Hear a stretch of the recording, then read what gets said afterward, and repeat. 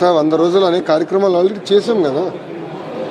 గతంలో ఐటీ మంత్రి గారు ఎప్పుడు ఐటీ కంపెనీలతో విశాఖపట్నంలో సమావేశం ఏర్పాటు చేసుకోవాలా 5 సంవత్సరాల్లో వాళ్ళతో ఎప్పుడు మాట్లాడాల. అది నేను చెప్తాం కదా, వాళ్ళే చెప్పారు, ఆన్ రికార్డ్ చెప్పారు. అండ్ ఐ థింక్ ఐటీ మంత్రి గారు ఈ ఊరే అనుకుంటా.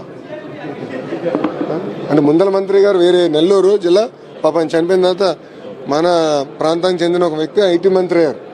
ఆయన కోడిగుడ్ల గురించి మాట్లాడాడు తప్ప ఈనాడు ఐటీ గురించి పెట్టుబడుల గురించి ఏం మాట్లాడాల. మేము ఒక ఫోకస్డ్కి వెళ్తున్నాం. సో ఫస్ట్ 100 days ఉన్న ప్రాబ్లమ్స్ మనం రిజాల్వ్ చేసుకోవాలి. ఇప్పుడు మీరే చూస్తారు, టాటా సన్స్ చైర్మన్ చంద్ర గారు వచ్చారు. గతంలో ఇప్పుడు వచ్చారా ముఖ్యమంత్రి గారు కలిసి? ఆయన వచ్చి ఆంధ్ర రాష్ట్రానికి పెట్టుబడులు ఎట్లా అట్రాక్ట్ చేయాలని దానిపైన ఒక టాస్క్ ఫోర్స్ వేస్తున్నామంటే ఆయన వైస్ చైర్పర్సన్గా ఉంటానని చెప్పారు. అంటే ముఖ్యమంత్రి గారు చైర్పర్సన్గా, చంద్ర గారు లాంటి వ్యక్తి వైస్ చైర్పర్సన్గా ఉంటారు. మీరు ఇప్పుడు చూడండి ఎంత యాక్టివిటీ మొదలైన వైద్యం.